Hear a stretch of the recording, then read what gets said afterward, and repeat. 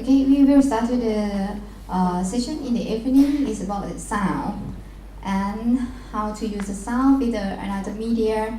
And we will start with Dennis Tan.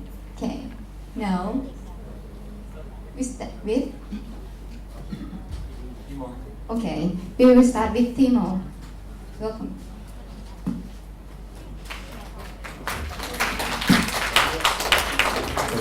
So, yeah, I guess I will talk about sound in performance, as that was my main tool.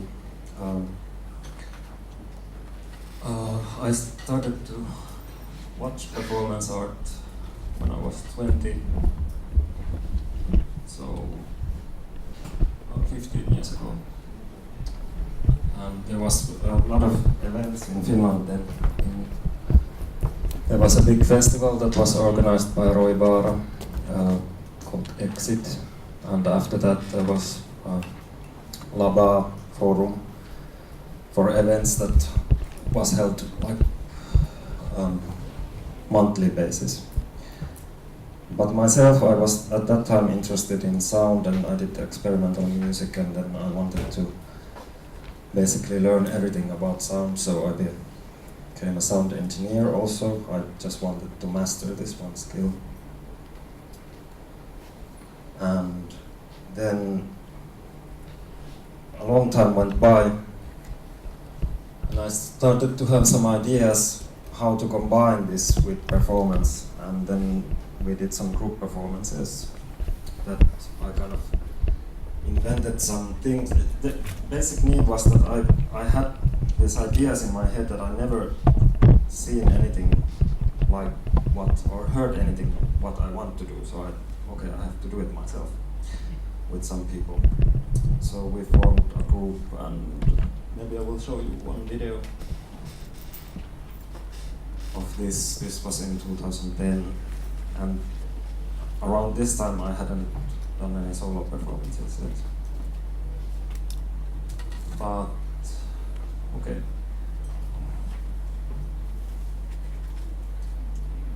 And actually this was meant to be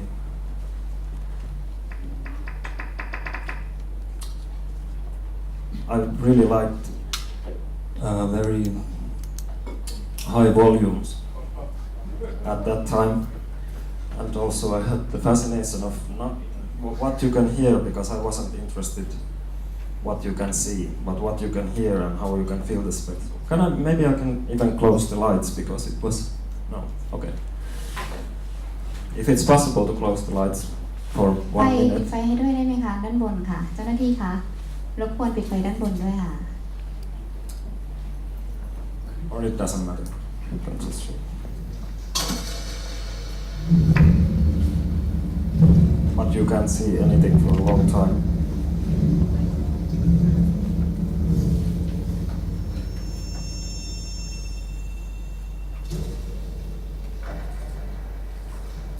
So maybe it would be better to close the lights.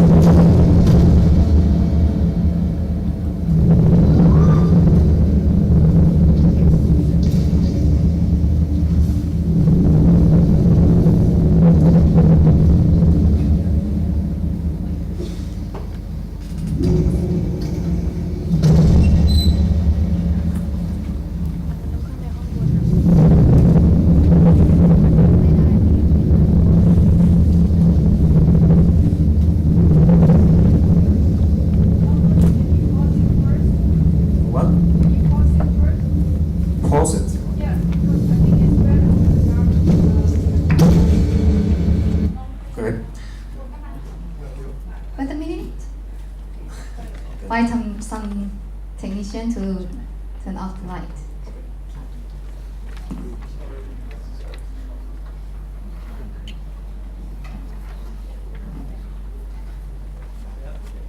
Maybe I can explain. I mean, I can also. This is kind of spoiling the video. Next year, okay. Okay, well then I'll just let it roll and I will explain. It was a joke.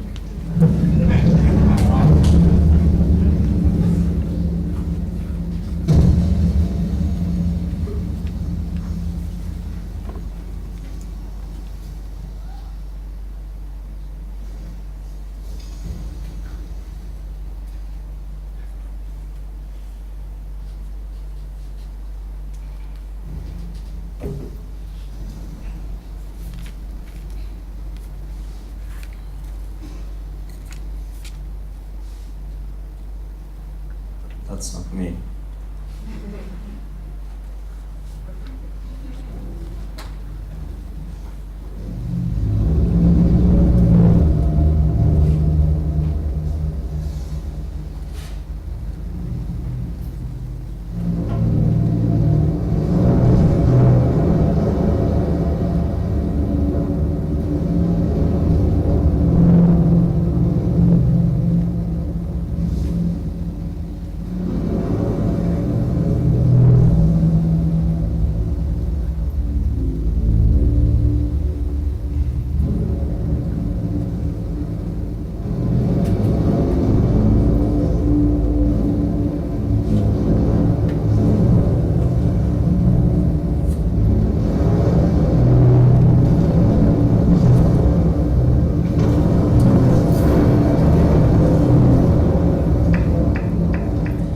Okay, because we're running out of time, so I will continue also talking.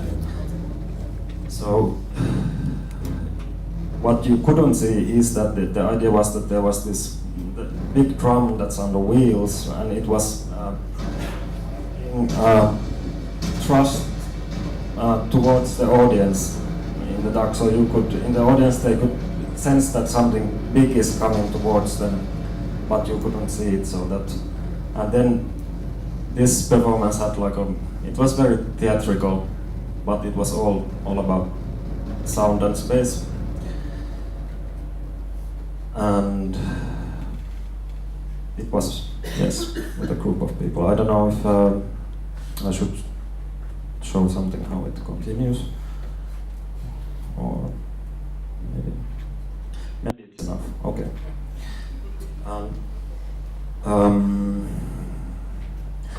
But in here, because I was first also interested in electronic music and sounds, but then quickly I kind of realized that I'm much more interested in acoustic sound.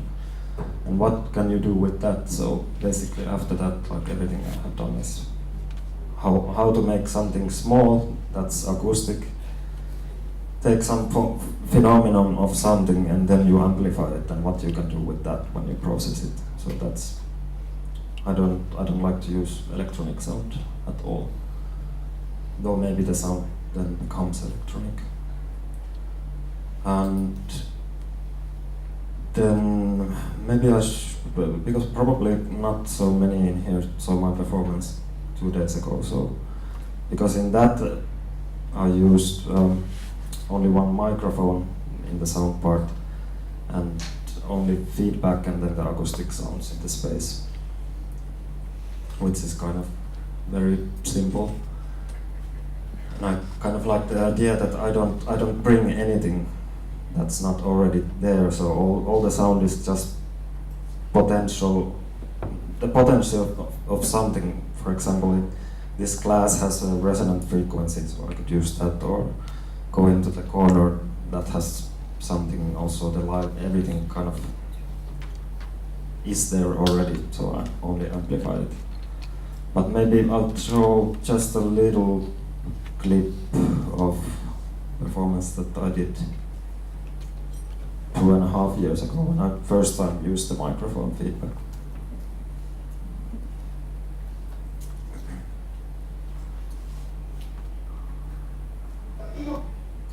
And now I would also like to say then I kind of dropped also the sound, so I did performances without any sound. So, but now we have only time to maybe get into the sound part, so I'm showing always that. But I don't, it's a big problem if I do a performance, then everybody's expecting when does the sound come, and what is the magic trick. I don't like that. The main part is to play with the expectation also of the audience, that what is in their head when they see me. And so, and that's, maybe that's the problem if you use technology. If it's already there, then you're anticipating it. But maybe it's the same in everything. So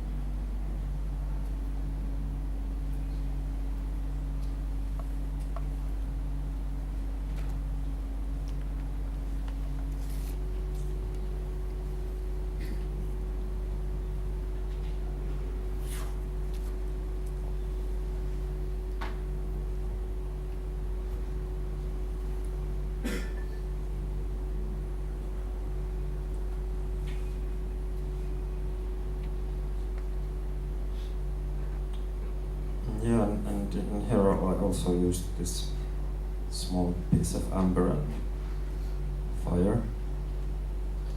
For some reason I feel it's very kind of the same as the sound, because it's something that you're kind of drawn into it, and it's a balance of control and of very immediate affect, and it could get out of control, but then you have to control it, and it's the moment when you're controlling it is very meditative and very hypnotic.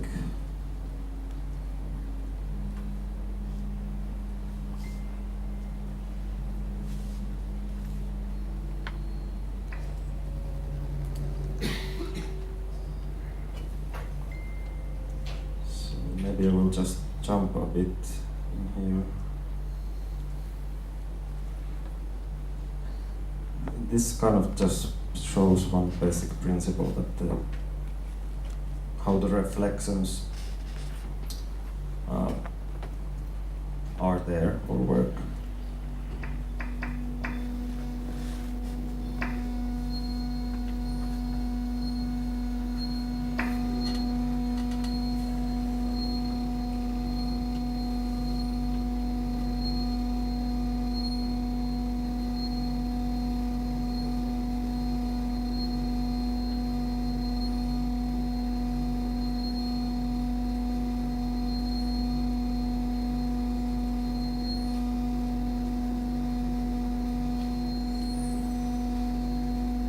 Actually, the speakers are making very funny sound in here. Don't know why.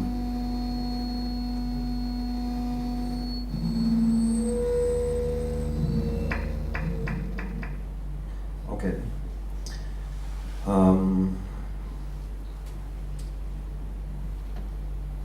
But yeah.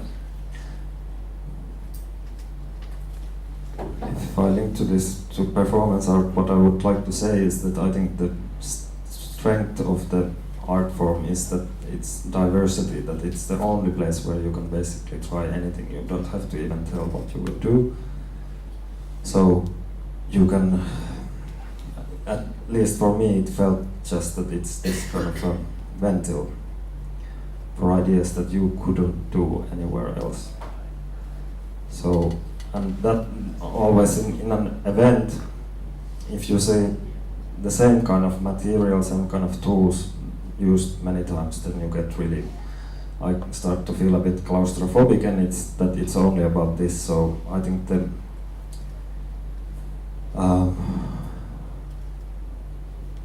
best part is the variety of what you can do. So then suddenly there's a performer who does something completely different, and there's something other, than they kind of lift up each other. So that's why also that I use sound, it's maybe because my background, but I think I would really like to see more people doing performance from different backgrounds, not only from visual art or some live art background, because that's it, then it always leads to this kind of inside art things that I have seen so many. So I would really like to see that it would need that there would be this very low level to step into to do performance. And I think in Finland that was the case in the early 2000s, that there was these different forums, and you could really, you didn't have to have any background on anything, and you could just, okay, I come, and then they say, okay, come, and you do something. And it can be completely crap, but it's still so valuable if you do it. And maybe about using technology also, if you want to do that in performance context, then you should be prepared to do everything yourself, basically, because otherwise you're not sure if it will work, because there is no structure. I mean, that's why many of the live art forms, if it's music or theater or whatever dance, there's this whole infrastructure that's built for the art to happen in this specific infrastructure. There's the stage. There are the people, professional people who will deal with how it's done. But in performance art, there is no such thing. So then, if you want to do something, you should be as self-sufficient as possible. So that's my advice. Don't trust anything. But it can be done. I mean, it's not people. I mean, in here they also complain like everybody. They know what I once tried to use technology and it didn't work. So then I never use it again. I hear that a lot. But I mean, it's always specific situation, and of course it's possible, but you just have to handle it yourself. And I don't know what else I would say. Maybe that now I'm kind of the sound actually doesn't interest me so much anymore. So now I'm actually more interested what you can see and other things. So I kind of shifted away, but I still use it a lot. Maybe it's a very personal thing also, because it's somehow related to this. Like in my work, I'm not so interested in intellectual or political or these kind of matters. It's more about I don't know, some kind of a ecstatic moment or something that when you really feel something, and about power and how to control it, and how much can you experience? What is like your fullest potential to be alive or to feel something? So that's why sound is a very good tool, because it's so immediate and physical. So in visual art, usually you kind of put the images or the ideas that there is some like a holy thing or effect somewhere, and it's the idea. But in sound, actually the sound already manifests that. So then it also is maybe not in so like high standards, because it's already there. Then you just hear it, and it can be boring. Also, I don't know if you understand what I mean, but I think like that the ideas, pure ideas, can be kind of bigger in your mind than the actual what is real and what happens. And in sound, it's very real also. So I think it's kind of in the art field, sound art is kind of in a very low standard, and I don't know if it even should try to always be or claim that it's art. Usually when sound art starts to claim that it's art, then it gets very boring. Really, that was also one reason why I wanted to do what I want to do, because usually when you see sound art, it's only one guy who is, or some guy who is like sitting and pushing buttons, and it's not really, it's very limited context. But maybe if somebody wants to ask something.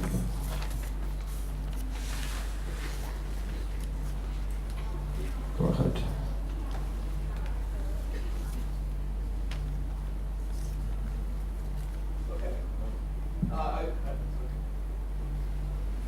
I've seen you work outside in natural environment and inside. And in both cases, it was site specific. You would set up a kind of system to work with that environment. Can you say something about that? What you're thinking when you move into either a space of either an external or internal space? And how do you begin your process of analysis? Yeah.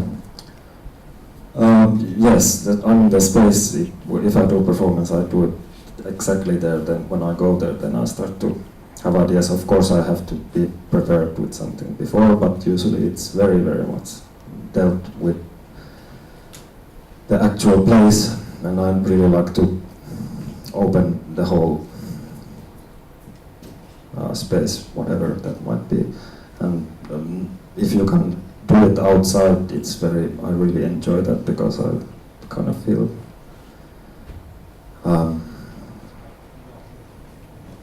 there's something really interesting also if you can use like technology somewhere that's in the nature, where there's like some kind of beautiful landscape or something.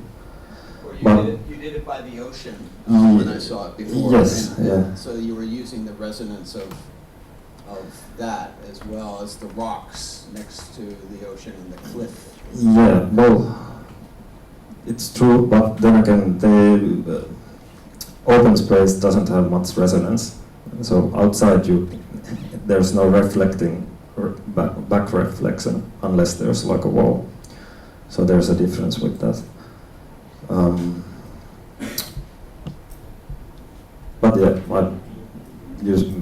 often I get my ideas if I go to see where I should perform. So then I start to get ideas.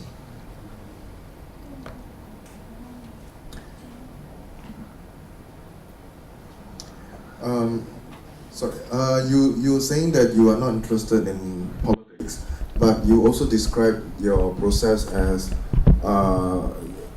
being about power and how to control it.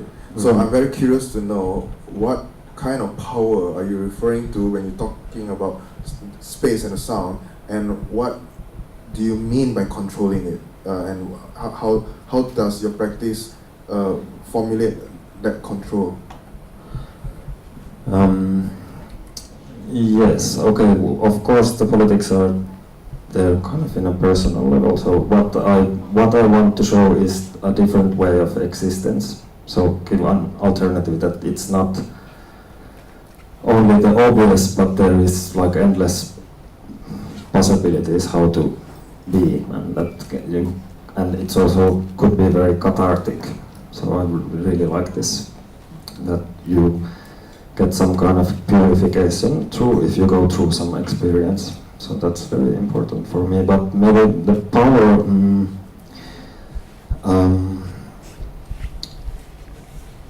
well, I was maybe thinking this with the feedback and fire, that you have this kind of something that's almost living and you can't really control it. You can control it only into a certain extent, and then but I don't know, would I link that to politics really, because it's just these phenomena basically that are happening, and then if I would link it to politics, it would feel like forcing it a bit, but of course it could be done, and maybe I have. Okay, maybe I did some video, also work with live video, and they had like a lot of political images, but that was a long time ago. But yeah, but the politics thing, it's really delicate matter, and here I kind of feel that I'm very, very privileged to live in Finland, because you can actually do that you don't have to consider so much what you can do. So it's really, yeah, what can I say? But it's a privileged position. But I'm, yeah, I try to be good. Thank you so much. Thank you so much, Timo วานินจ้ะก็ทำเรื่องซาวน์นะคะนักภาษาไทยพอจะเข้าใจเนาะ Lucy Han, thank you. Very in time, very shortly and fastly.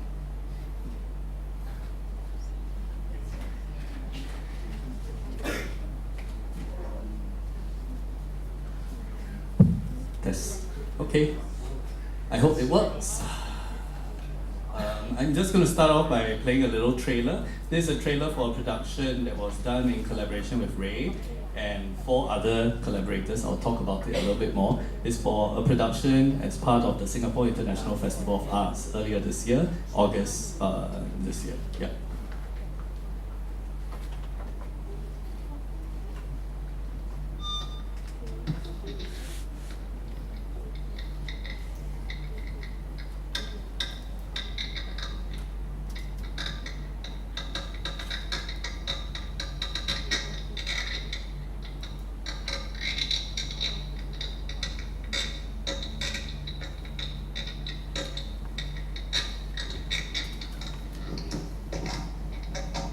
Welcome to the first chamber. You may feel a bit strange in this chamber. Your peers may feel a bit strange in this chamber. But you will all feel more comfortable with time.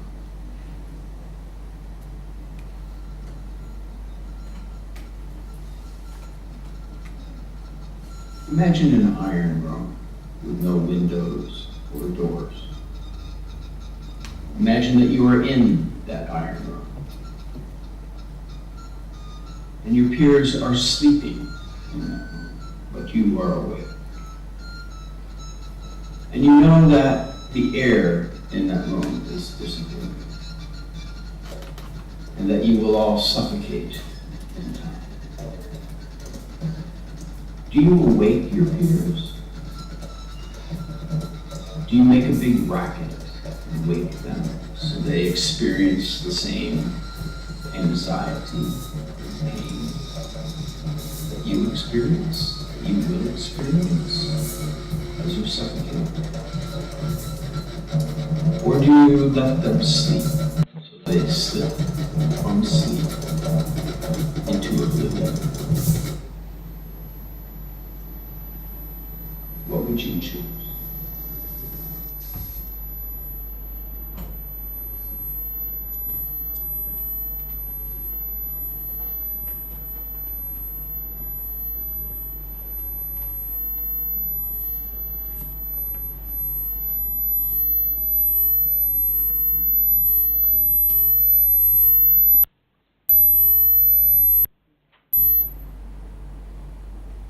Okay, can we have the lights, please? Thank you.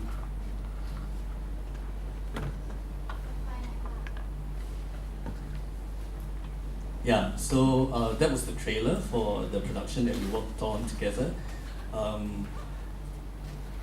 It became a 4-hour kind of performance that happened over 3 different evenings. Each evening we would have an audience of 100 people, and they would come to the space and attend this performance. The only information that they have is this trailer and also a synopsis, which is quite cryptic. So in a way, it's a lot of faith that the audience is placing on the performance and also the performance. It's a year-long kind of devising and rehearsal process with Ray. He came to Singapore 3 times, and we worked with a team of about 8 core creative members. This included a designer, a graphic designer, a sound artist, a choreographer, I guess a performance theorist, Sean, and a set designer and architect, and a multimedia designer. And we crafted this particular piece. What we wanted to do is that it was kind of a social experiment of sorts. We wanted to replicate or to refer to the pedagogical experience that they have been through in their educational kind of the compulsory educational years, especially located within Singapore itself. So we go through about 16 years of compulsory education, and there are certain traumatic moments that happen to each of us, and I think part of the rehearsal process was drawing out those experiences and amplifying it and creating like a social experiment where people will respond to certain parameters and things that we impose upon them, and hopefully in that heightened space it will create a space for introspection. What do I mean? Okay, I'll elaborate. The slides themselves, I've tried to limit it to like only 20 pictures, but just keep in mind that it's a 4-hour performance. Oh yeah, so this particular quote became the underscoring kind of quote. The beginning of how we approached this was that we wanted to kind of delve into the archive of Ray and the work that he produced in Singapore in the 90s. Lena refers to it as the dark ages of performance art in Singapore. And when we were having the oral history roundtable yesterday, I actually said that it's the golden age of performance art in Singapore because it created certain kind of situation and it forced performance artists to internationalize in a way. And we can have a long discussion about that, but this particular performance was created to kind of investigate 3 or 4 performances that Ray did when he was in Singapore in the 90s. And because of these kind of restrictions imposed upon performance art as an art form, it was kind of folded into various theatre companies, and Ray worked with a theatre company twice and worked with an independent institution, Substation, once. And those 3 performances were something that we were investigating. Some of you who are familiar with Ray's work will understand that it has to do with propaganda, it has to do with indoctrination, and his own practice as a teacher, arts pedagogy, and how you communicate and teach something as nebulous as performance art. That was also something that we were trying to tap into. So the performance is called I Am LGB, and immediately a lot of people would jump to the conclusion that LGB is, LGBT, but it isn't. And basically, LGB is the initials, Langenbach, but it's also an alter ego that was created by Ray in the 90s, which was, maybe Ray can talk a little bit about Langenbach, is it correct? Well, Langenbach is an avatar, one of 2 main avatars that I've constructed, and the first appearance was in a Artist Village exhibition called Fighting the Universal Spider, as I recall, and it took place in, sorry? Yeah, and yeah, Jason was one of the part of it as well, and Vincent Liao, and maybe Amanda. I can't remember actually. Everybody who was in it, and this piece was it was taking place in Germany. So I thought I'd work with the fact that I'm of German ancestry, and Langenbach, my name is German, but play with the fact that the Singaporean group coming over were others, ethnic others to Germany, and Germany has a quite tense relationship with Turkey, with the Turks who were there, and with others at that particular time. So I thought, well, I want to be German too, would be a place to start Langenbach's trajectory. And I didn't know that she would keep going, but it was, so I am Chinese, I am kind of a resonance of queer, and female, so this folding of one identity into others. So there's this alter ego, Langenbach. There's also the reverse of Langenbach, Ja No. Yes, and both are sort of personalities, I would say, that of facets of Ray that we tapped into. And Ray has a very elaborate kind of biography behind Langenbach, who she met, where she grew up, where she moved to. And part of this exercise was kind of reimagining, if Langenbach was around today, where would she be? What would she be doing? Who would she be? How would she perform? And that's the basic kind of premise. So the performance itself was divided into 2 spaces. As an audience member, you come into the space not knowing that there's another space that you can be ejected into. So you come into the space, you sign a waiver form that releases your image rights because we have documentation in the performance space itself.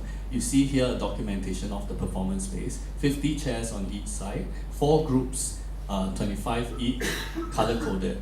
So there are 4 different instructors leading 4 different groups through the 4-hour experience.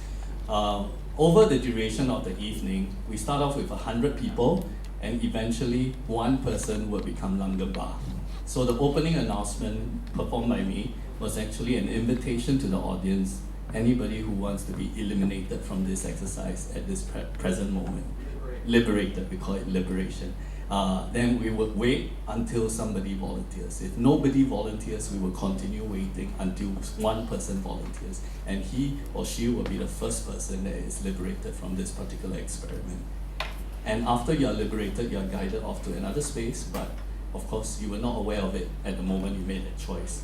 I will show you an image. So for example, you're the first person eliminated, and you would go up a passageway, you will encounter an image of Langar Bah. Then you will enter into this archival space, where you will find Ray waiting for you and you will have a conversation with him, or Ray will initiate a conversation with you.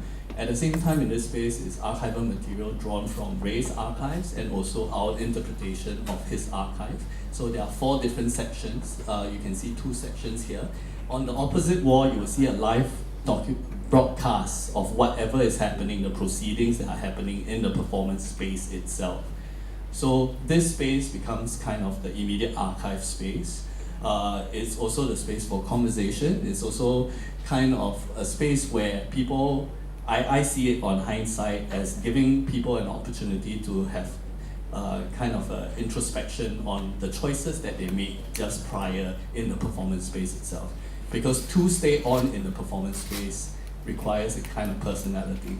And what we discovered through the experiment is that because of the heightened kind of performativity, we put on a lab coat, you are in this space, you're participating in certain tasks that is prescribed to you. It draws out certain kind of personalities and immediate kind of habitual response.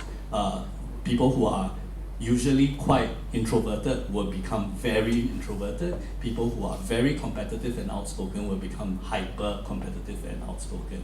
So it heightens these traits. And we have had people who walk out from it, and some people are actually here in the audience today who experienced the experiment, and they would kind of question the choices that they made and why they performed the way they did. And I guess the intention is kind of to create this space where it's not a performance that you're experiencing, but creating a situation or an architecture, an institution where the audience is kind of encouraged to perform. So Ray, in the space, speaking to people, a close-up of the archival materials. When you come into the space, there will be a photo documented of you, and you are assigned an index number from 1 to 100, and you are given a textbook. Over the duration of the evening, as you get kind of liberated, your image will be inverted, and you get to track who is the last person standing within the performance itself. And this is in the archive space, and every day we have a different wall.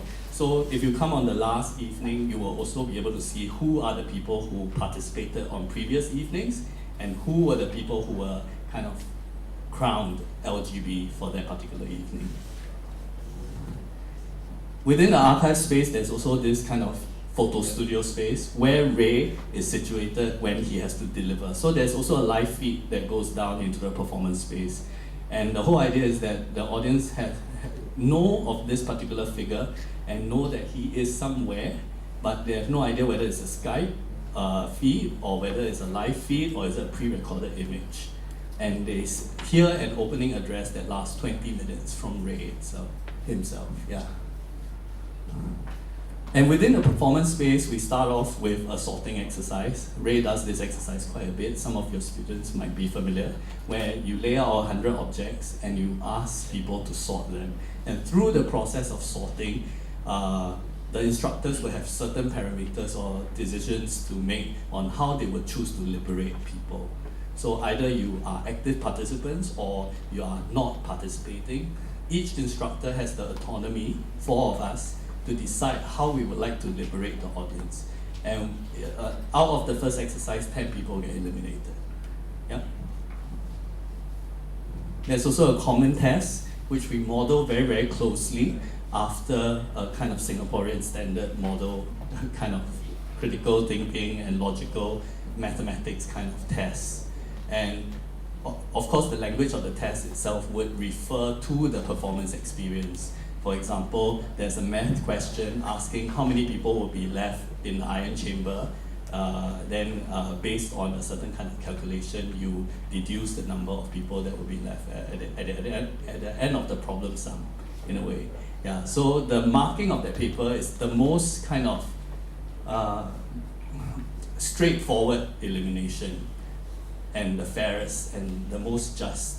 And we wanted consciously to fluctuate between a very logical and rational kind of elimination and a very random and arbitrary kind of elimination. And through this fluctuation, we would track how the audience is responding to the situation. And it is kind of intentional that it goes between both spectrums. Then we have recess also, and after that we have concurrent classes. Each instructor will conduct classes with the smaller groups. By this point in time, probably each group only has about 15 people left. And there will be 2 concurrent classes, we rotate classes, and they will get whittled down to 10 per group.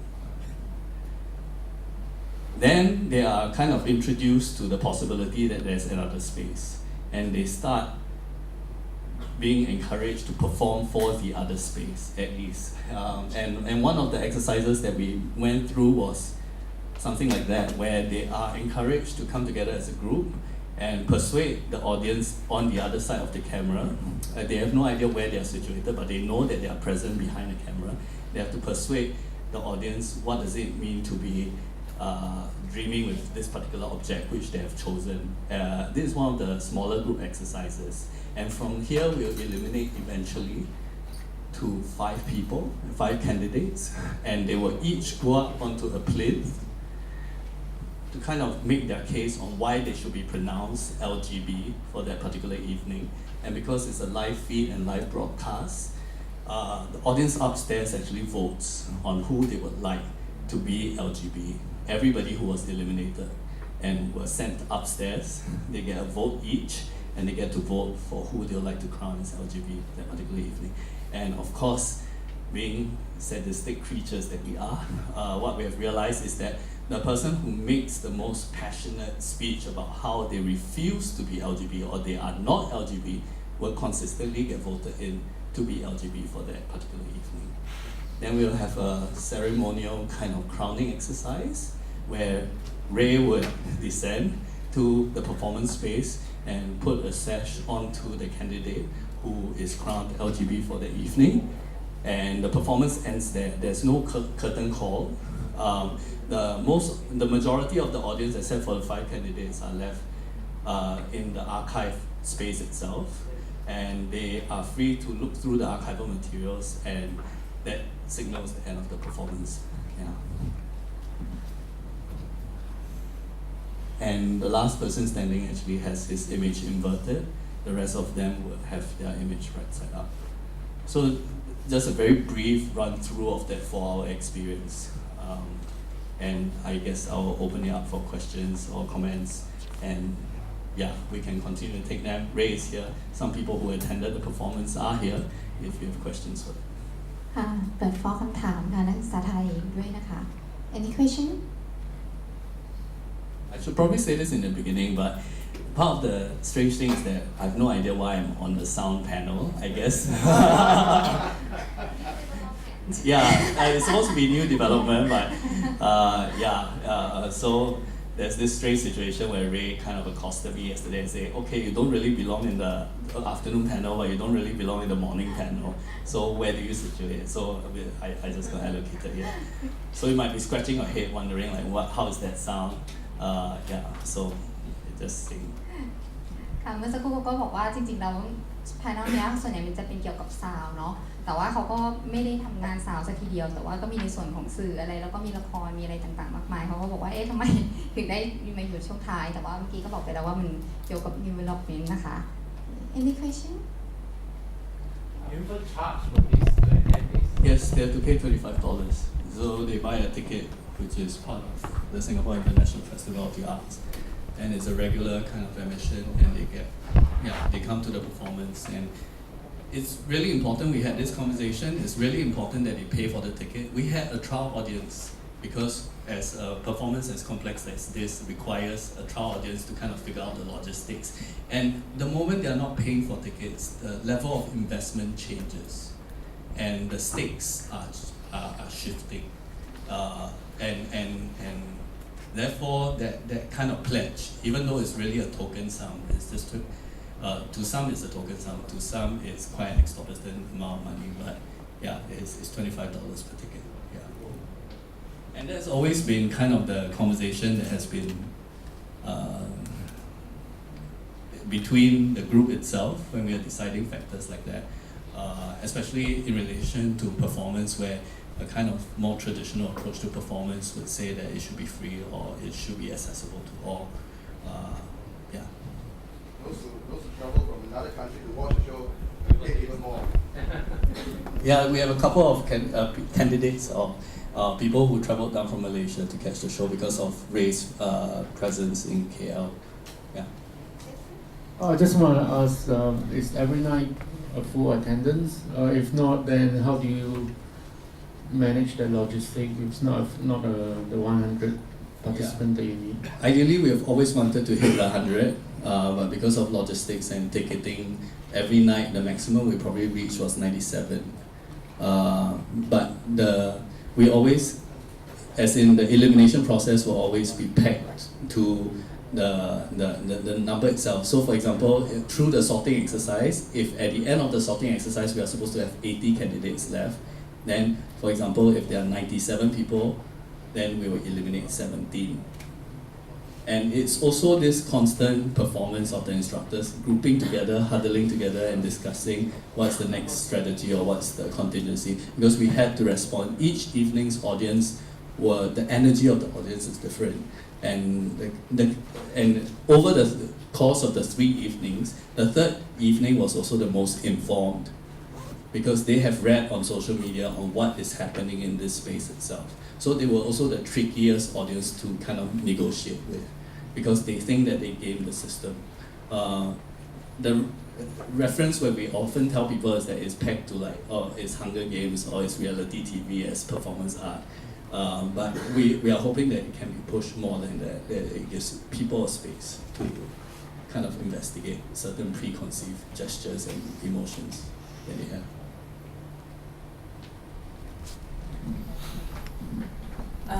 You talked about the performance, I think, as a social experiment when you started, and I was just wondering, because now the way you presented it, it sounded as if you were in total control, and it's very clear that the audience kind of is the rats, and okay, the last point is that they do a vote, but only if they're already in the other space, kind of having been elevated or whatever. And I was wondering, is there any point or parameters that makes you rats also?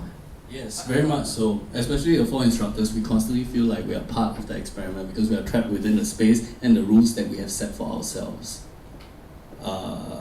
But you set the rules, though. Yeah, but eventually when you are part of the game, you are a kind of slave to this kind of structure. And this creation of the temporal structure is a group thing. So, which is why the opening quote between solidarity and solitude became such a spine for even the instructors and also the participants. This constant negotiation between, do I make a particular decision that will affect this particular experiment, or do I continue with this particular rubric or rule? Barney, who was one of the instructors, had difficulty with the ethical premise of eliminating someone based on their performance. And so he changed the word to liberate. Yeah, no, but it's not just a simple changing of the word, but he within that situation itself, was able to negotiate and come up with its own strategy, which might or might not be more ethically problematic, which is allowing other people in the group to eliminate others. Yeah. Ray, can I ask, were you a rat too? I was locked into that space upstairs. I didn't know what the conversation would be or what the anger level would be of the people who came up, and some people were extremely angry when they arrived at in that space. I mean, interestingly, one person said it's extremely pessimistic performance, and that's the whole image of the Iron Room, which is a room which is also a machine, which is the image of modernity itself, as this mechanized space within which once you enter in, then the machine takes over. And the notion of the game environment being part of that. I think that we were all part of that game, but in these different roles.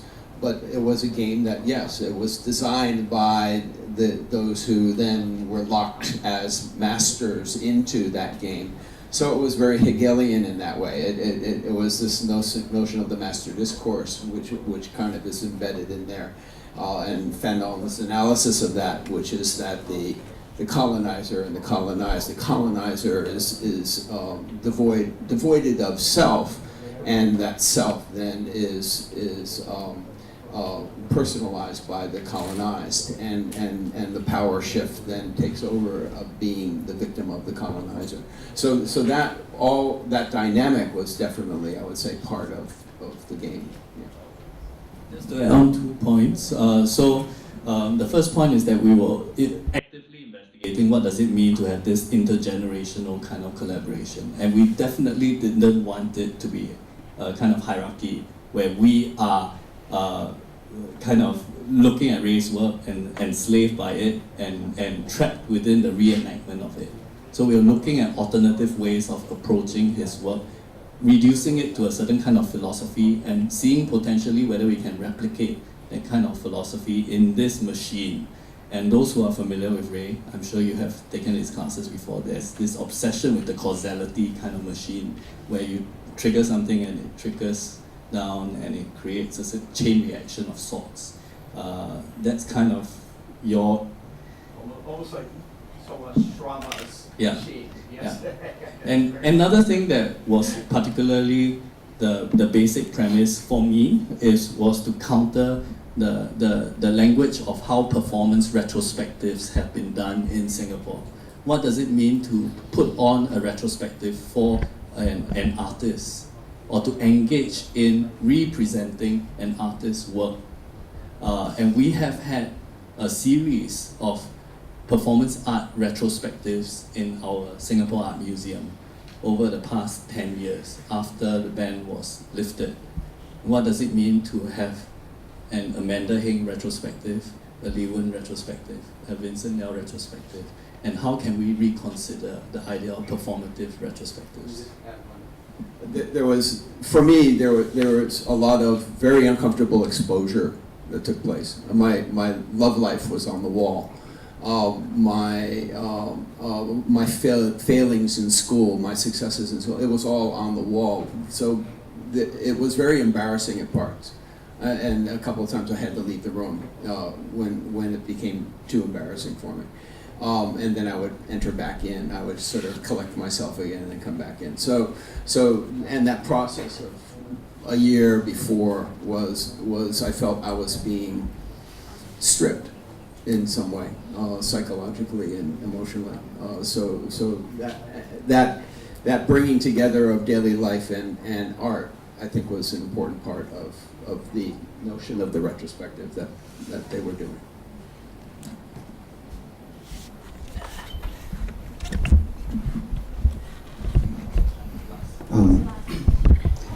I was just interested into, because I saw it like a very pedagogical approach, in dealing with performance and with your audience. One, I was interested in how myth was deconstructed, because the concept of myth is retrospective. Like, you wait for the person to die and then you tell the oral story. But here, the person is living, but it's coded in a very psychological thing. So it's kind of living, but it's kind of not. It kind of exists, but it's kind of not. And I find that interesting. Another thing was that over and over again, I find everything very didactic.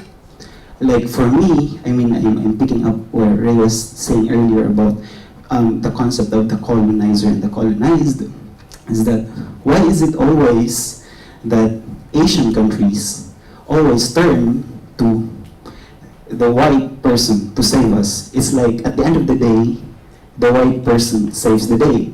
Isn't it? It's a bit frustrating.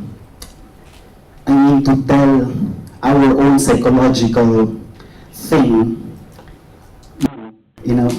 This is what just I was having in my mind. That is usually the very first thing that people latch on to. Why are you doing a retrospective for Ray?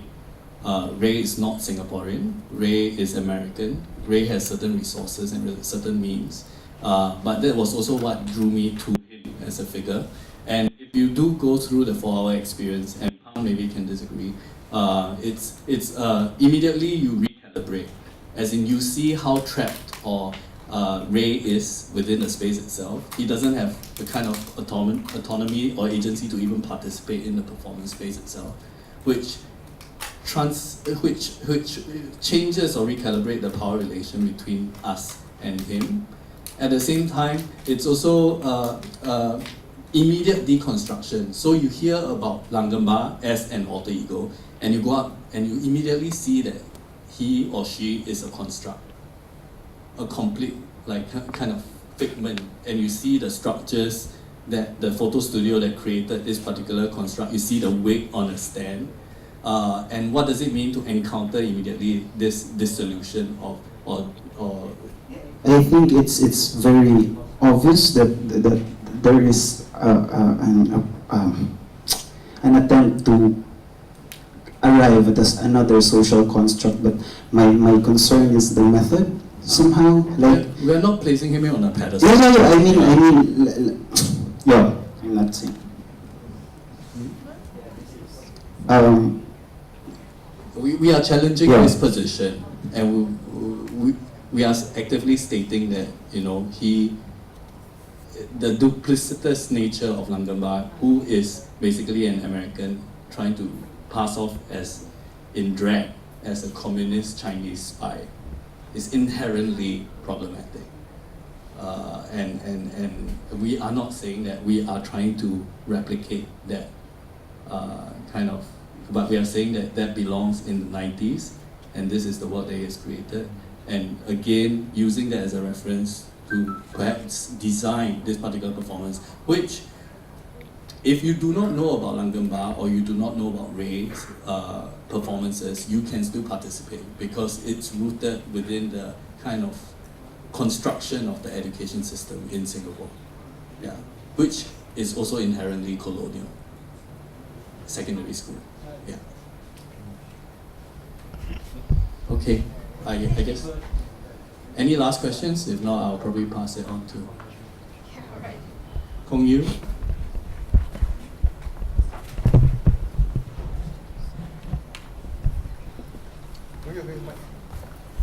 I'm interested in the idea of liberation instead of eliminating. And you know, your trailer is the whole idea is you're in a chapel, your is dying and all that, and then you give people a chance to actually leave the space, liberate themselves. Would it be more interesting if you actually don't allow them to leave the space and kind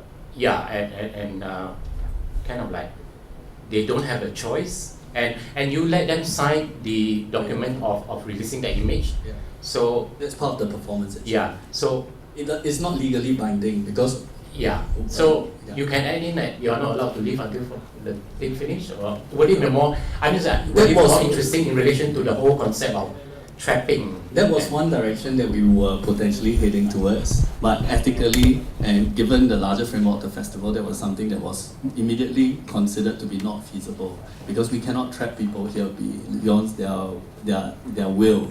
But what we can potentially do is to create a kind of Russian doll kind of system where you realize that each liberation leads you to a larger chamber and a larger chamber, and eventually that's perhaps why some people call it pessimistic. You realize that even if you are liberated into Ray's chamber, you are ultimately trapped within another chamber, and giving the potential for people to discover that no matter how they would have that illusion of choice, that ultimately they do not have a choice, that choice is a perceived kind of freedom.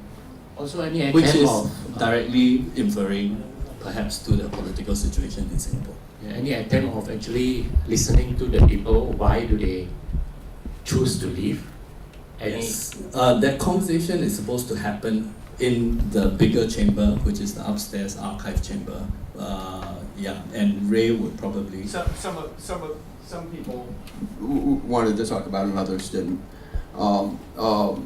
Like Kathy Rowland,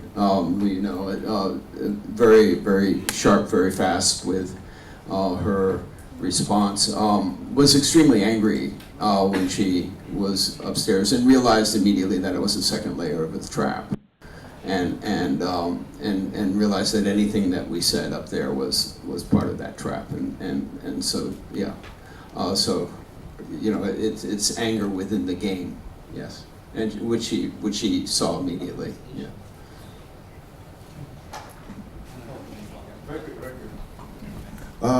Actually, no. So I think I saw because I took part in the thing and unfortunately went all the way to the end of the 4 hours. And I saw it as a reverse of the Stanford experiment.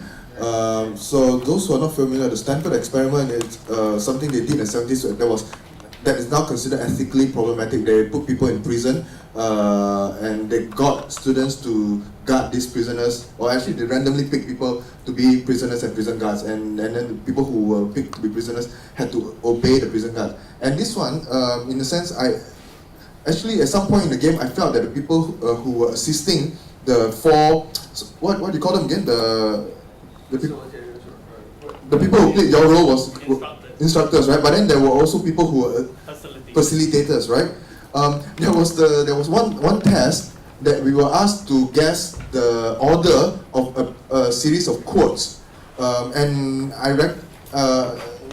we were given a hint, right? That these quotes are supposed to be in a particular order based on another test we did earlier, in which the answer was, let's say, A, B, C, D, E. So if you remember that order there, then the answers, the order of these quotes will be obvious to you. But I actually remember the reference of these quotes. It's from the movie Being John Malkovich, right? And so that's how I figured out the answer, and I got the right answer. It's Bonnie, yeah. Yeah, but when I came out and the facilitator asked me how did I figure it out, I said, oh, I figured it out because I remembered the movie itself and the lines. And he said, oh, that's not the right way to get the answer. He said, you're supposed to have figured it out based on the hint. I said, no, I actually remember the movie.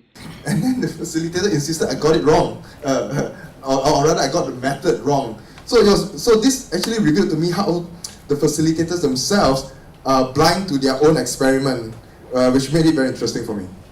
Yeah, we should probably move on. We can continue this conversation in person later, me and Ray. But one thing was very striking, which Pang reminded me of, was that people's will to survival and their strategies to survive. That was something that we couldn't design within the game itself, but it drew these qualities out of people. And that was the most fascinating part of the experiment. Which is that if there's a method under the method under the method, you might call it homeopathic, where you take a bit of poison in order to deal with the disease. So that you take a bit of the disease to deal with the disease. That I would say that's part of it. Thank you so much. Good afternoon, everyone. My name is Ngam. You can call me Tori because I'm going to be with you in the next 2 days as a translator. The title of my talk today is The Experience of the Sonorous Envelope. Before I start, I would like to tell you a little bit of my background. I was graduate, the first degree and the second degree, bachelor's and master in Thailand from this faculty, and then I further my study in the UK and then come back in 2005.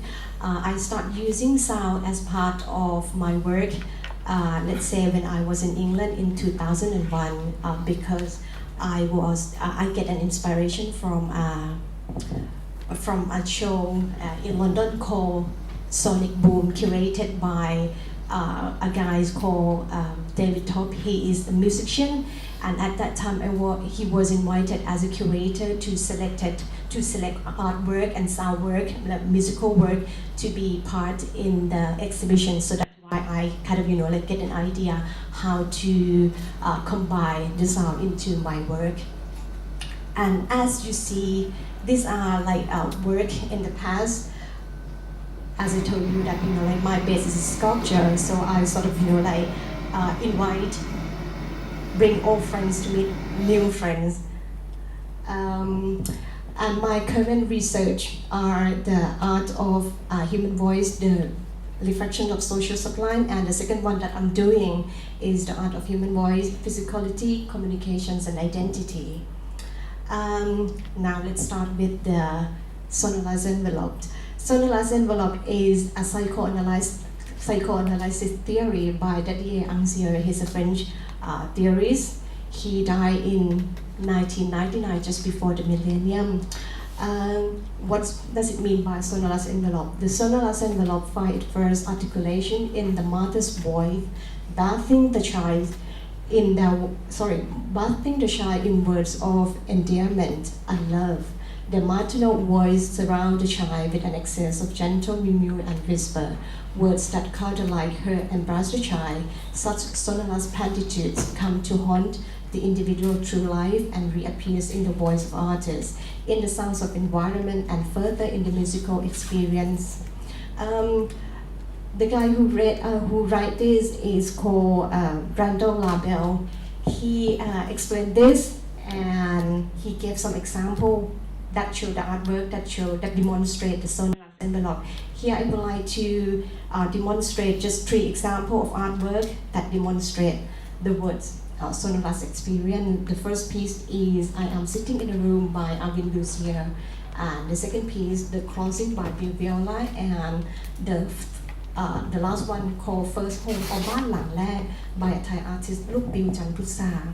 This is the first piece. I'm Sitting in a Room is one of the composer Arvin Lucier's best known work of art.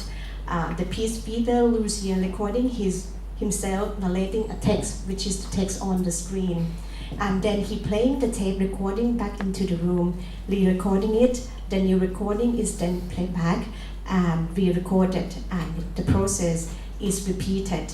Since all rooms have characteristic resonance, the effect is that certain frequencies are emphasized as they resonance in the room until eventually the words become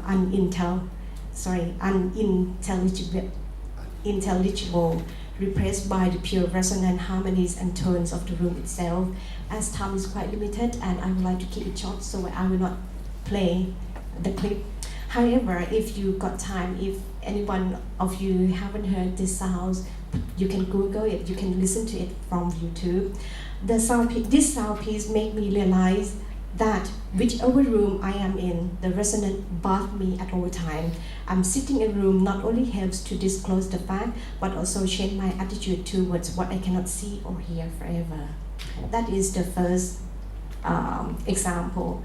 The second example is The Closing. The Closing is a video and installation the video and sound installation by an American artist, namely Bill Viola. The 2 video images are projected onto opposite walls. A man walks towards the audience in a slow motion and then stop. Drops of water from a boat come down to his head, a drop by drop, until it's turned into a torrential flow. The same man appears on another screen. He walks toward us and stops at the same position. Then fire starts, and its flame covers his entire body. When the fire died out, the man disappears. I know this piece for the first time when I was a master's degree student last 20 years ago, so this piece is very old. I thought at that time that this piece is not special, it's very normal because I don't understand. I couldn't grab its speciality at all. Few years later, when I saw this piece in London, I realized that, oh, its speciality is about the sound. The sound of the water and fire bathed through my body. I felt the power of sound waveforms surrounding speakers above my head and vibration underneath my feet. It could be said that the busting the body with the sound of water and fire provide the experience of sonorous envelope through video, through visions and audio. The last example is this piece by Lukpil Chanpusa. She is a female sculptor working as a tutor in this faculty. First Home or Ban Lang Lek is a pure sculpture by its nature. The artist created a pelvis that is large enough for her to sit inside. She explained that she got an inspiration from her mother, who embraced the artist in her womb last 35 years ago. If we have a chance to sit inside the sculpture, we will find that it is a space for one person only. There are left and right walls and a consanguine vertebra at the back, making us feel like an unborn. In terms of space, we call this collector as space envelope. As you can see here, it's space envelope. Sorry, there are no cursor. As it embraced the entire body, in terms of sound, the artist did not create sound. However, the envelope space can control the capability of audience hearing. If we talk while sitting in the room, we can hear our voice and the sound outside the space envelope less than usual. This is because resin, the material, absorbs our voice. This means our speaking voice helps to identify the two worlds, the one in which we sit in and another one outside. Within the words of her mother's womb, we can hear the resonance of the space envelope. It could be said that First Home or Ban Lang Lek bring us back to our first experience of sonorous envelope that we might not remember. From the three examples, you can see that there are many different ways of creating the sonorous envelope. I am sitting in the room creates the sonorous envelope with a reference to the room resonance. The sonorous envelope of the closing is created by speaker installation and sound technology at that time, whereas the moving images help the audience to make sense of what they hear. Lastly, First Home or Ban Lang Lek, the sonorous envelope, is created within the envelope space in the middle of the sculpture. The space and the material control the quality of the sound spoken or heard within it. And this is my work that I would like to present. It's called Sound Cave. I have been interested in three words: image, sound, and space since the year of 2009. I understood that the three relates to one another and cannot be separated. However, in terms of academic, they are separated. Artists learn to create image, musicians learn to create sound, and architects learn to create space. At that time, my perception toward image, sound, and space become very difficult and complex. This challenged me to use my direct experience of visiting a cave called Tham Phung Chang in Phang Nga province to create a new and artistic relationship between image, sound, and space. I have also studied the relationship between image, sound, and space in the prehistorical time as well. You can see that this is a cave painting at Arcis-du-Cré in France. During the middle and upper Paleolithics, some 40,000 to 20,000 years ago, some small group of men, women, and children, or Neanderthal at first, then our most direct ancestor, would gather near the entrance of the cave across Western and Central Europe for shelter, and perhaps gone deep inside for ritual. This information really interests me. In the mid-1980s, a musician called, here if you can see, his name is Igor Lennikov, carefully walked through the cave and tunnel of Aksisuke from himself and made a detailed map of what he heard and saw. He reckoned that about 80% of the images are in spots where the acoustics are particularly unusual. For example, near the bottom of the cave called the Grand Grot,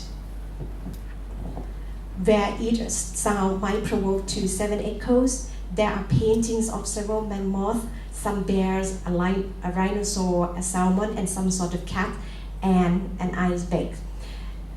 And in the mezzanine area, the so-called Salderwag, just where the resonance is very striking, there is a ceiling densely packed with animals of all kinds and all the floor of delicate outline of birds. It can be said that the prehistorical Neanderthal saw space and sound are related. They were able to identify specific spaces for their painting, and the paintings closely related to the sound that they heard. I spent time on experimenting how to create the sonorous envelope with a reference to image, sound, and space for nearly 2 years, and then finally I got it. Sound Cave has 3 important keys. I would like to start with space. I create 2 cavity space into one. I combine an existing architectural space with new natural one. Image show natural forms and texture that are close to those in Pung Chang Cave, and architectural characteristic of the exhibition room, for example, black and white marble floor and pale green ceiling, and 3 arches, 3 doors, for example. For the last word sound, I combine 2 types of sound, natural soundscape from Phang Nga and architectural resonance of the room. Here is my drawing, the room. You can see that the main entrance is on my right hand side, and when you get into the room, you see 3 gates, 3 arcs that allow the audience to get through to another exhibition room. The curved line shows the collector of natural space that I created within the room. And these are the sound system. The yellow square is for speaker. The star mean headphone. So basically, like the speaker gonna work with the resonance of the room. The next one is the progress. So I create the wooden structure on the ceilings, very light, and when it's done, I hang banana leaf, a line of banana leaf, in order to make the curvy shape. So there are lots of banana leaf, and this is when it's done. If you can see the headphone, I have 3 headphones.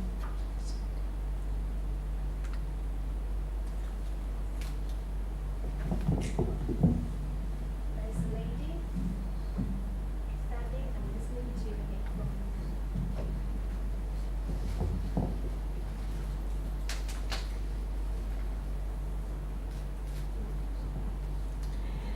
Let me explain how the characteristic of sonorous envelope that take place in this installation. The first characteristic take place when an audience stands at any position of the room without wearing a headphone. Normally the sound wave is released from the speakers in a straight manner, like this, right?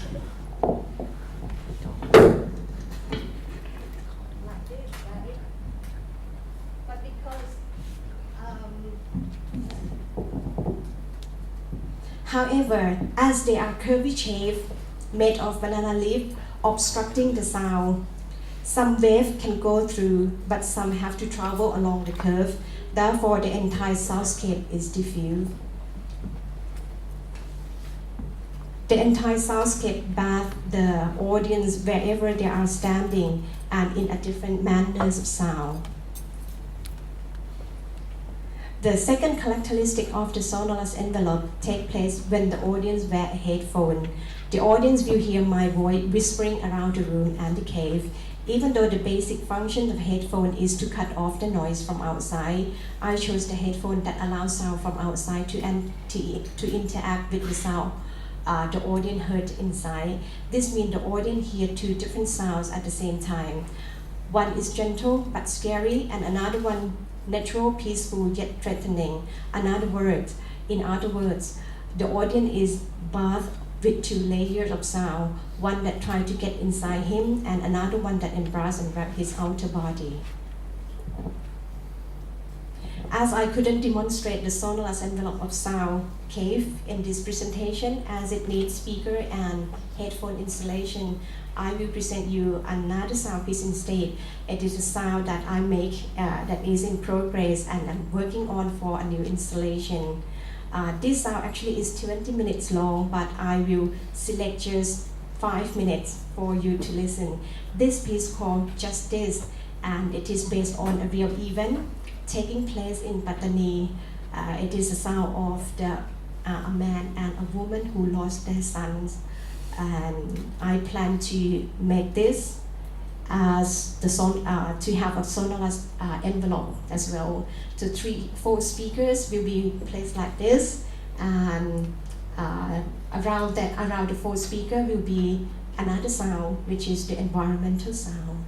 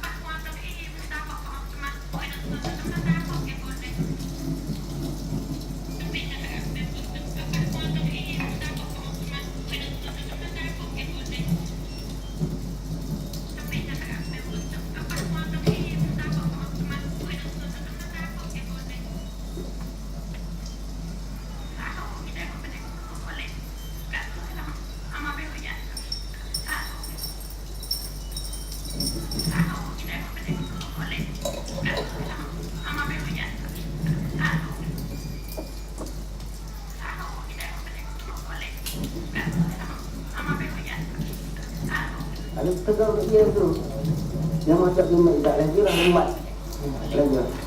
Tak tengok lagi. Ada tegar dia tu, yang macam lima tak lagi lah lima lagi. Tak tengok lagi.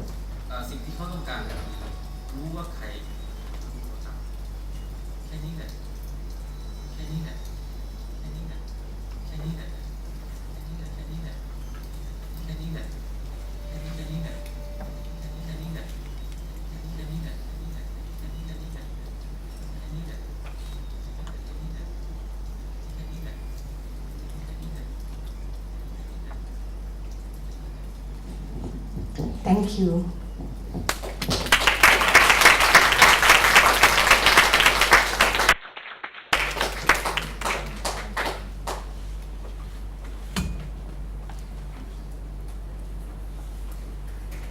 Have any question for Professor Tay Ngam Guptaput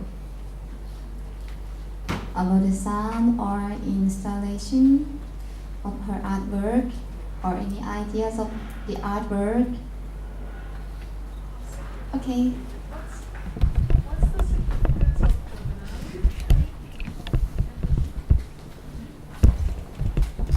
Thank you. What's the significance of the banana leaf?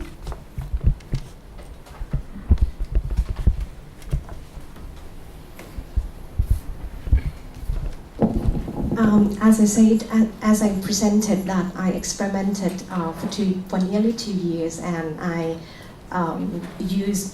experiment on so many materials, trying to create like natural texture. For example, I use like paper, but it doesn't work. And somehow I find that, like in order to talk about the nature, you cannot really copy the nature because you cannot do it. So instead of like creating texture, like natural texture, so I just use the banana leaf in order to represent the idea of the nature. So when I taste with the sound, I place a lot of banana leaf, the string, in front of the speakers, and it does well. It's worked very well. That's it. Thank you. Another one else? Thank you.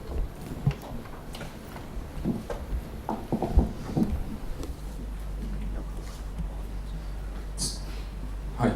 Yeah. My name is Dennis Tan. I'm from Singapore. Actually that doesn't really matter. I'm an artist. I work predominantly with sound. Started music when I was quite young. It has been following me all my life. I work in different parts of sound. As a performer, I'm not really a performer, but I perform my music. In whichever way, music is a flow of things for me. So I just wanted to maybe just 2 sentences I want to say. The first sentence that kind of has been following me since the first question is actually a philosophical question. It goes by, if a tree falls in the forest and no one is around to hear it, does it make a sound? So I'll start with that, and I'll end with another statement at the end. So where my interest in sound is, I just want to explain one thing that happened yesterday, and I will show one book. That is while we were waiting for the bus. I do not know if anybody was around. I think a lot of us were waiting for the bus yesterday at night. And we were sitting outside of DACC, and I was sitting there having a cigarette and just playing some music with Jeremy, and I shouldn't do that, but we did it anyway. We were playing there, and I kind of, when I looked at the crowd, I kind of spotted like many groups started to talk among each other. Everybody was talking to each other, and there were many different rhythms in all these speeches. There was one group talking, and one group was like listening, and another group was like one person was laughing and stuff like that. So there are many different variations in sound, and that's to me sound art. So I'll just show you a video, just a short video.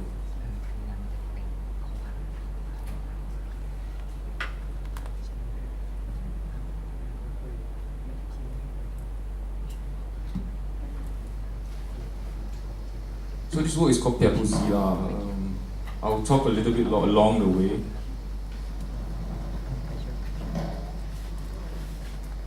So it's an old work.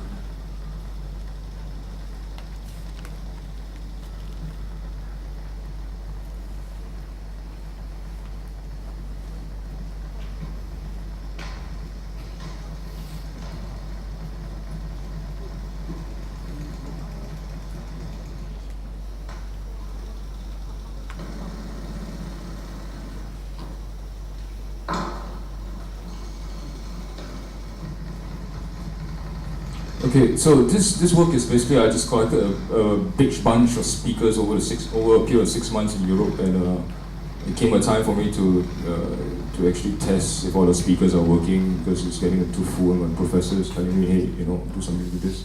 So I decided to test every speaker, and when I tested it, when I actually tested the speaker, I felt like I was Dr. Frankenstein, because I was testing the live ones and the dead ones, and the injured ones and the broken ones, and the one that make funny sounds and the one that doesn't make any sound at all, and it's just dead basically. So I decided to make this work that is, it has this reference to what I just spoke about just now, about being yesterday, and then there's small pockets of people talking. In this work, I try to represent without using sound to create movement. That's very easy actually, because when you put it at a lower frequency, you actually make the membrane move at a frequency, at a slower pace, and this is just very technical part of sound. And with that, I broke it down into 3 groups with the collection of speakers I have. I broke it down. Am I speaking too fast? Yeah. With the collections of speakers I have, I broke it down into 12 different groups and split them up amongst each other. So it becomes like an island, like a map of speakers moving around and talking to each other in a certain way, because. And that is so to say my work with sound. I mean, I try to bring sound back into where it's not only sound. I mean, the first question when I asked that philosophical question, it kind of bring the ego and the presence and the essence of being the receptor of the art or the sound as into prominent light.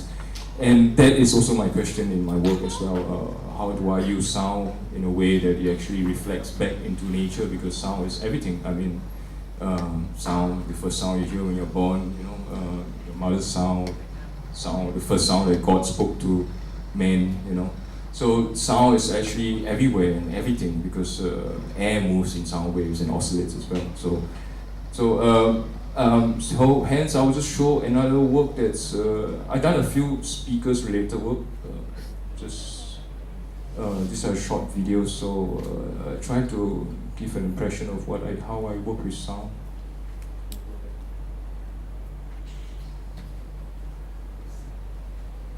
This is very short, just about 1:10.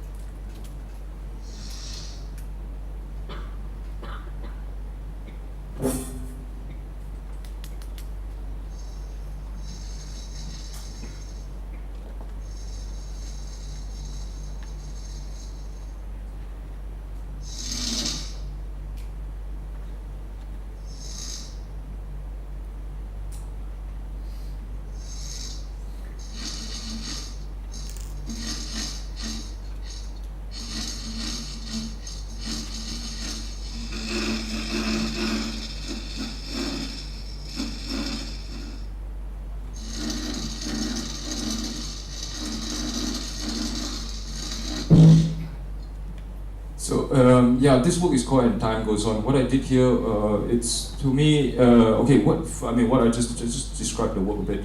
First, you get this big, huge speaker. This is about 25 centimeters in diameter, and you got smaller speakers, which I have taken out the membrane and added a piece of wire onto it to create this kinetic effect. And what you get is small speakers scratching the big speaker, basically. I mean, the small ones with the fillers, and they're just scratching on the surface, the membrane of the bigger speaker, which actually produce the sound of the scratch. So actually it's amplified on the smaller speaker and on the big speaker, because when you scratch the big speaker, because it's a membrane, it creates resonance, it creates sound. So there's some kind of scratching. So, and I named this piece "And Time Goes On." This work came out really fast. It came out within like a day, and I finished the work in a day, and it's not normal actually. But it was driven by an experience I had regarding power struggle among artists, especially artists. So hence this work came out. I mean, of course, I would like to refer it not only in a very small and minute circle of artists, but to a general bigger public, which actually is very evident if you look at China and Tiananmen Square. How people are resisting the country, resisting system, you get washed away by the government, and then slowly people start to emerge out again, and they start to fight again, or they start to protest again, So that strength, that is the strength, that's the power struggle that we all face, is how I see it. So then for the performative side, I did a video piece and a performance piece with a robot. I'll show a little bit of the video piece. It's called Broken Haze. It's related to Purple Haze. And the idea is that in the 70s, when Peter Townshend was the first one that smashed his guitar when he was playing in Woodstock, and the second one was Jimi Hendrix, who set his guitar on fire. So I was wondering, what is the ecstasy of music? What could be the ecstasy of music in the 21st century? I mean, like, it's getting a bit boring to see people smashing guitars and smashing drum set, although it's sometimes funny, but it's kind of stale, and what else? So I decided to deconstruct an electric guitar with a screwdriver. There are many screws on the screwdriver on an electric guitar. So I kind of like, because when I was doing the speakers work, I took out a lot of speakers as well before that. It seems like screws are a very evidently hidden part of our life, which you don't even care about actually. Sometimes you're just missing a screw for a joint and you don't have it. It drives you nuts, right? Just one tiny screw. So screws have been very evident in technology as well. It kinds of they are the glue to technology in some way or another. So hence, the electric guitar is totally filled with screws, and there are many screws holding the tension of the strings together, holding the neck together, holding the decorations together, and the tuning pegs together. So it's full of, it's totally mechanized in some way. So I just go a bit faster, then you can. So the whole piece is about 20:55 and 20 minutes 55 seconds, and.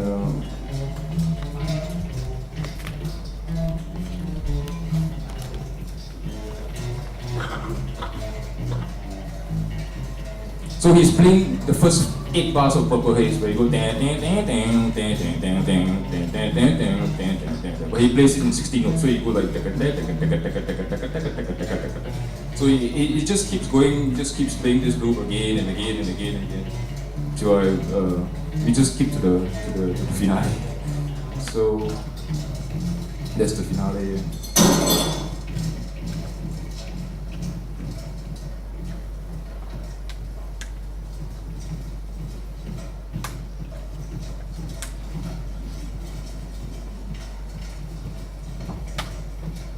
Yeah, he really keeps playing that. That's really nice. He's a very good musician, by the way. Very good one. Martin Tanzek. He's in Stuttgart, and he's in Stuttgart now. So it's really like the marionette that I placed on the chair. It's really nice. I mean, the guy is cool. Moving on to another piece I did. This is a short one. I mean, this is also about 20 minutes. It's an excerpt. I work with this group called F18 Institute. They sit in Hamburg, and now they are in Graz. They are in Slovenia. So I was invited by Stefan Doppner to do to do something with his robot. He basically built a robot that plays the cello. So let me get you a picture straight, right? So he built a robot that plays a cello, and this is how the robot looks like. So it's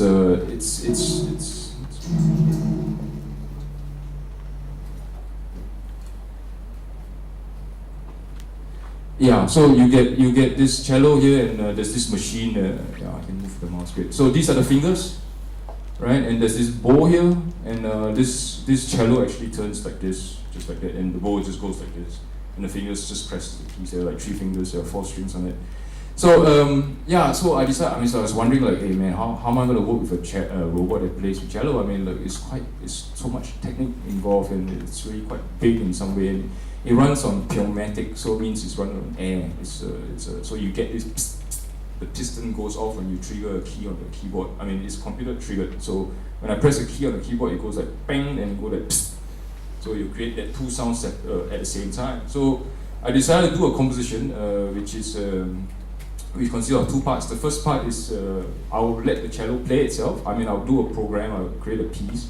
I'll try to do it a bit like a waltz and a bit of a samba, but a little bit here and there, because you still have your 4/4, and you try to break that 4/4.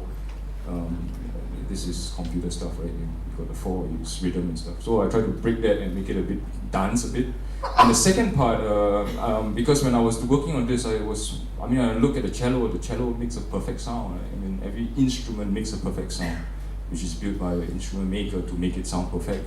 So the instrument is a perfect being, let's call it a being. It's a perfect being. And it produces a perfect sound. And we human beings are also thought of as perfect beings, or even higher beings, or better beings, or perfect. Yeah. So I decided to try my perfectness against the cello, where I had the second part where I actually sat in the place of the cello. I had a piece of wood there. I'm biting onto a piece of wood because there are two metal strings coming out of that piece of wood and going into this box at the bottom. So the strings are here. And the resonance box is here at the bottom. Yeah, I dress myself as one of the musicians. So they start to play me in that way. So I mean, I don't get a boom, I get a bang, and quite crazy, quite bad sound actually. I mean, so this is just the first part.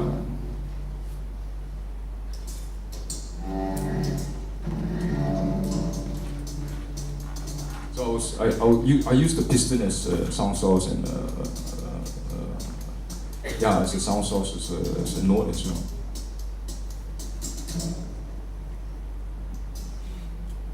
So I'll skip to the part 2. So this is part 2.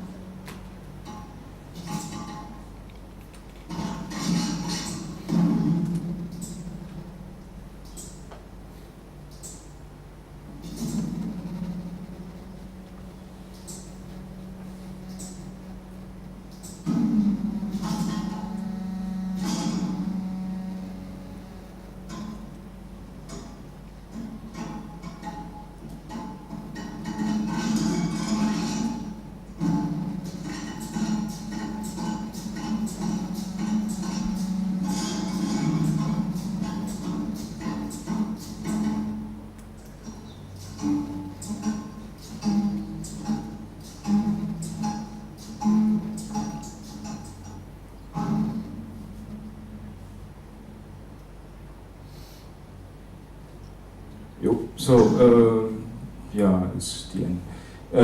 Lucky I had my head, so I could move my head, unlike a cello who, no, don't play me.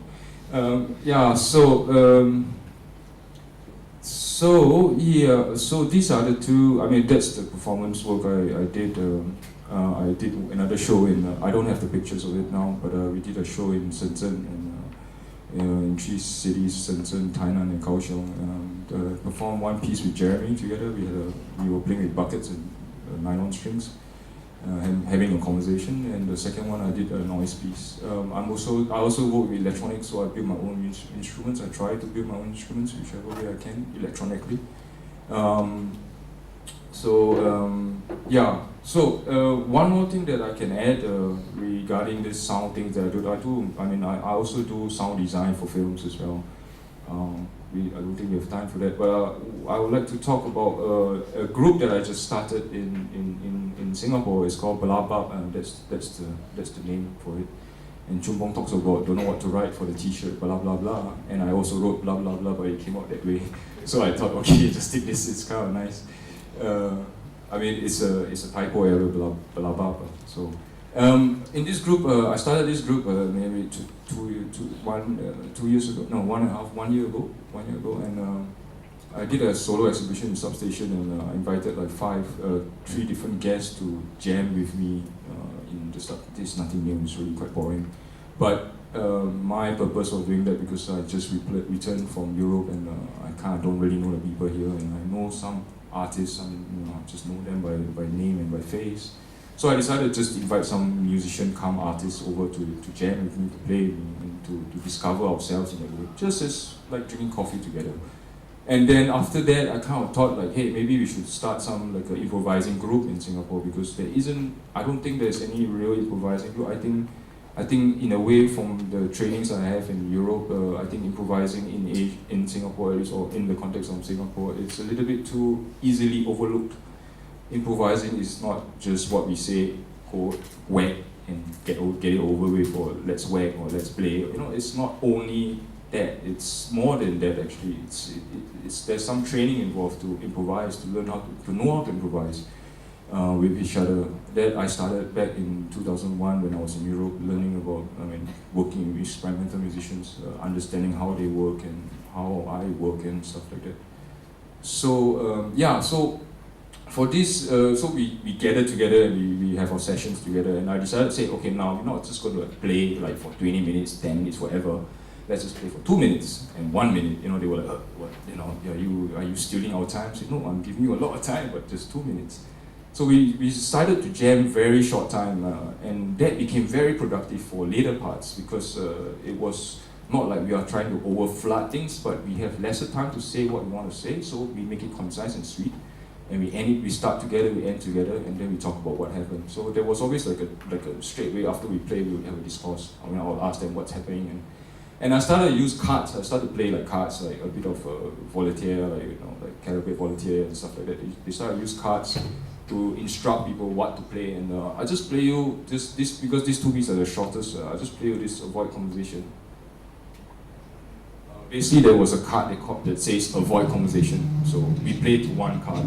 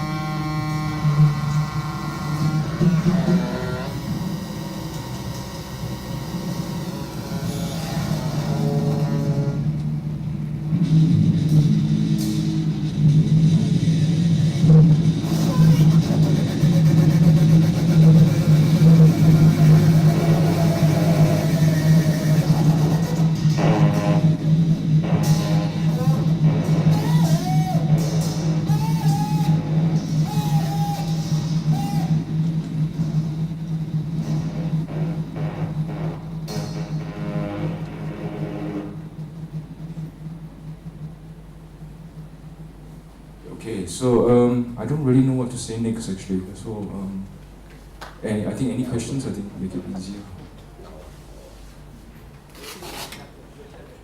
Yeah. Okay. Okay. Thailand.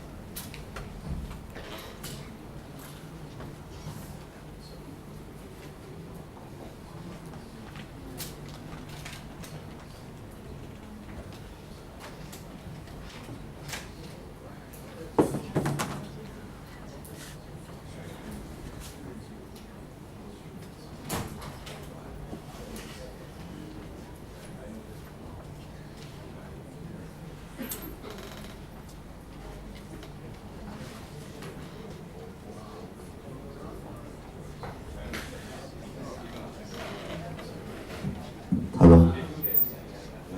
I can start. I'm Kai Lan from Singapore. Actually, I'm not very good with technology. I just kind of like know it basically, and sometimes I work with people, and sometimes I work myself. So I make some video, but before I show you like my media work, I can show you some of this image. Oh shit. Okay, so this like my I just put all the different performances that I did before. This was in FOI a few years ago, where I also used like a sound and some guitar, and this is with a group. It's called UFO Project. It's with a group of artists. Some are noise musicians, some are like composer, and then also we make like performance art type of presentations. This is I think this last year or 2 years ago. This is in my solo exhibition. Yeah, some drawings. This image is actually a radio, and I experiment with circuit bending. So basically, circuit bending is like you kind of hack into like a circuit board of an electronic toy, and you do soldering, and you kind of like derive sound from it. Yeah.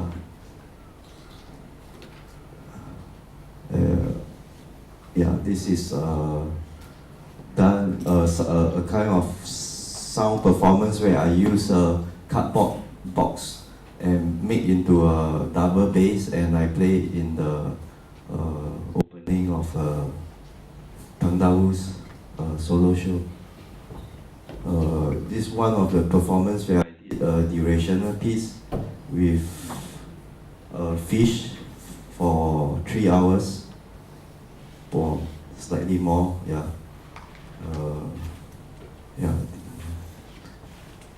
This is in Performatica in Italy.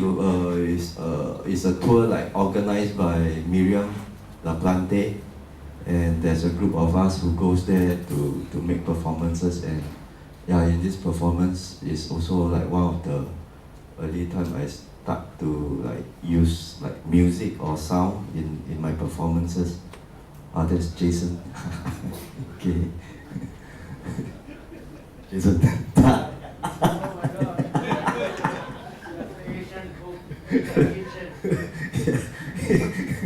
Yeah, okay.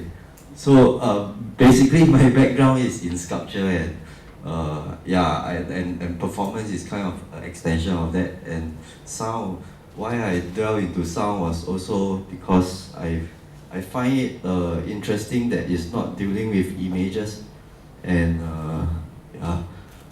this is one of the early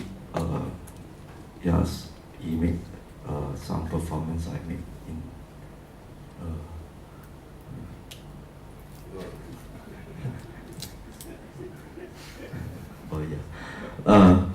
okay, so anyway, this is my new persona. It's called BOA.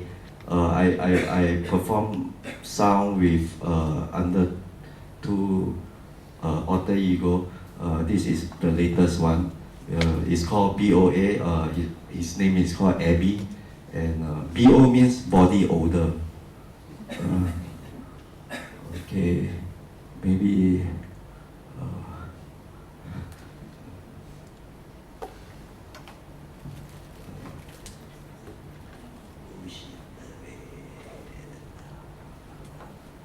Yeah.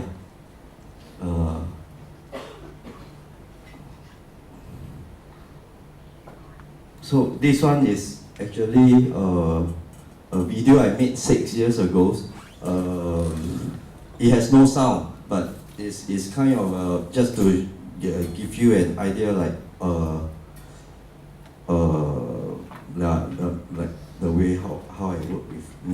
but basically this is a video piece without sound.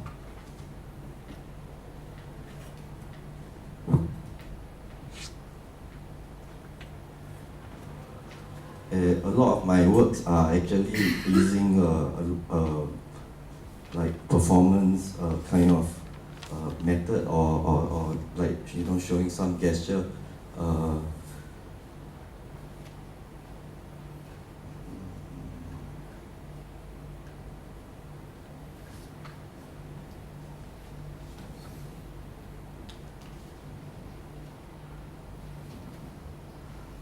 This video was not exhibited before actually.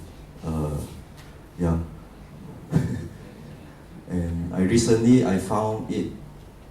Actually, the Vimeo sent me an email to ask me to make it this mature.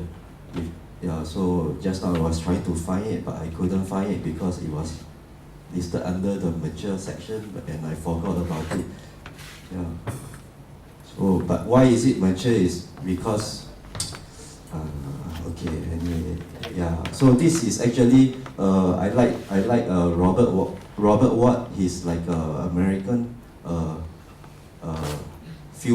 experimental filmmaker, and this image is actually kind of like appropriating Robert Watt. I like his idea of using this. That's why I use the plastic is like synthetic material with body at the bottom, yeah.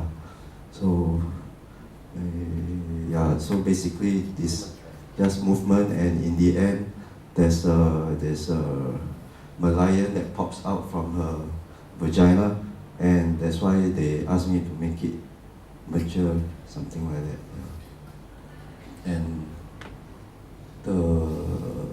Yeah. And this is a collaboration between Yuzuru Maeda and me, yeah, Japanese artist. Okay, let's skip this one.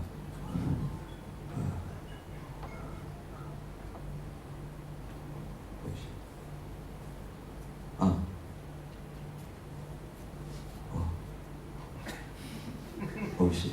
Okay. Yeah, this is like yeah, the group I was talking about. I think this might be just new development, yeah. On my part lah, because in my practice, because I last 2 years I've been like working with this group of people. We consist of musicians and performance artists and noise artists, and we play.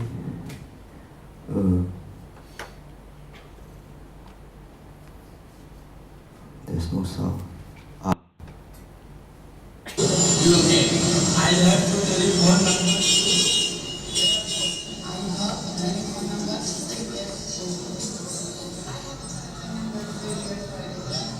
So this performance, we kind of play around with the idea of media presentation, but we also have a performance within the audience that is dressed in Zentai suit, which is this, yeah. There you can see this Zentai figure here. Is basically Zentai is like this suit where we wear, it covers the whole body and you cannot see the identity of the person. And we have performers who kind of work with us and dress in that suit and basically make the concert as a kind of a total experience. Yeah. The strategy with this group is that because we play a lot, like from my experience, I always play like even with sound or performance art. It's a very niche group, and the idea was also to like kind of put in some like popular idea in terms of like making music or something like this into the production. Yeah. So this is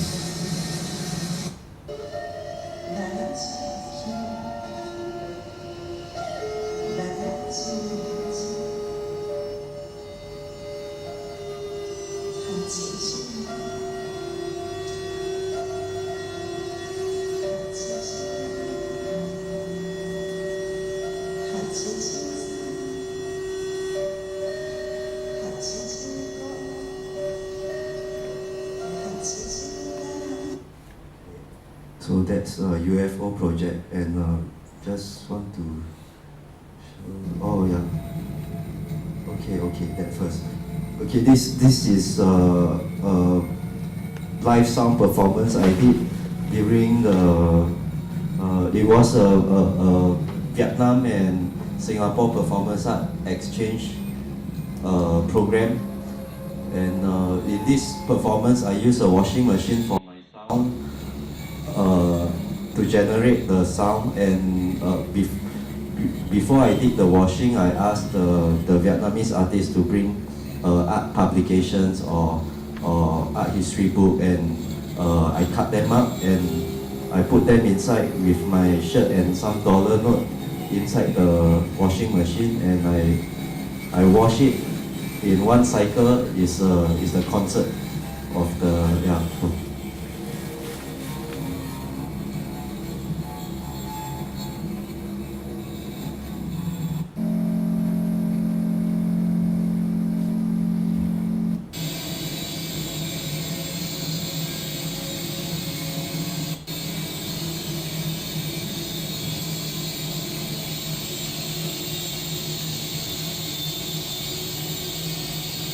Oh yeah, okay. I think so. This is like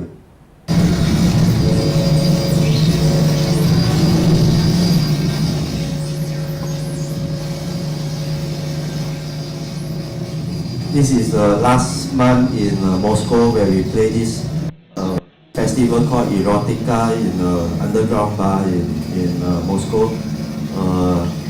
Basically, I play with like in the group. Sometimes we are 2 persons, sometimes we are 3. So we also have this idea of like spontaneity and how we can play together. So and this is the noise concert that we were playing.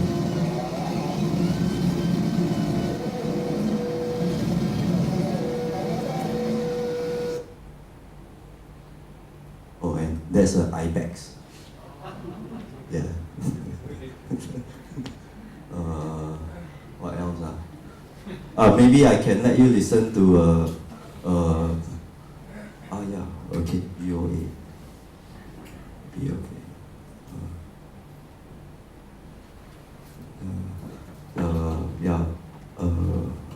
This.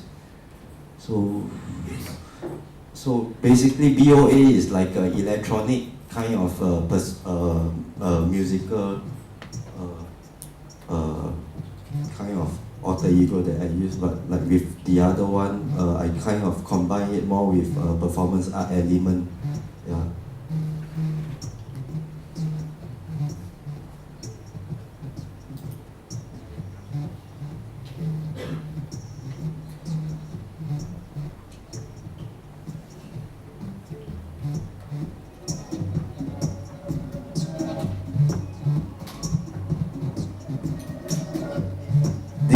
This is I'm currently developing this idea of using field recording. I call it ethno-cacophony. So it's basically organizing sounds that I collect around the area, and I combine them and make it into a composition with a computer and sometimes with live instruments.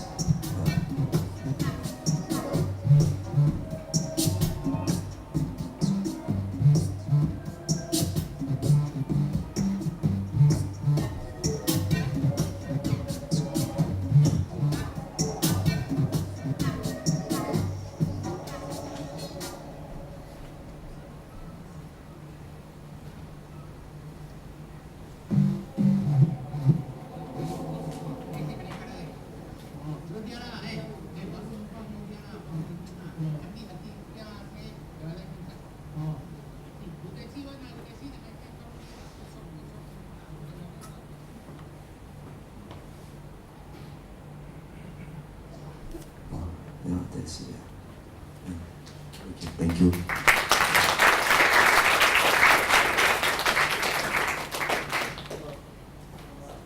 So I have to cut it short because it's now a quarter past 5, and we want to get into a performance. 5 performances should be starting at 5:30.